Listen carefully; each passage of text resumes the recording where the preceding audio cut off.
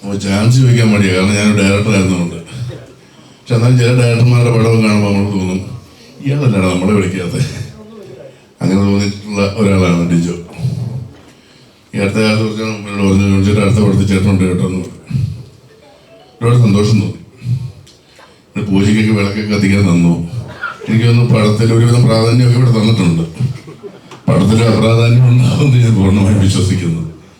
പിന്നെ ഒരു പുതിയ നിർമ്മാണ കമ്പനി വളരെ സന്തോഷമുള്ള കാര്യമാണ്. കാരണം ഇത്തരം ഒരു പ്രൊജക്റ്റിന് വേണ്ടി ധൈര്യസമേതം ഒരു നിർമ്മാണ കമ്പനി, പ്രത്യേകിച്ച് പരസ്പര വിശ്വാസമുള്ള ഒരു ടീം തന്നെയാണ് ഈ സിനിമയ്ക്ക് വേണ്ടി വന്നിരിക്കുന്നത്. പിന്നെ ഏറ്റവും വലിയ സന്തോഷം തല്ലുമാലയ്ക്ക് ശേഷം എന്നോടൊപ്പം അഭിനയിക്കാനുള്ള ഭാഗ്യം ടോവിനോയ്ക്ക് കിട്ടിയെന്നുള്ളതാണ്. അപ്പോൾ തീർച്ചയായിട്ടും ഇത്തരം ഒരു സിനിമ ഞാൻ പിന്നെ അതുപോലെ തന്നെ സുരേഷ് ബാബു ഞാൻ വർഷങ്ങളായിട്ട് അറിയാവുന്ന ആളാണ്, പ്രഭാതനായ റൈറ്ററാണ്.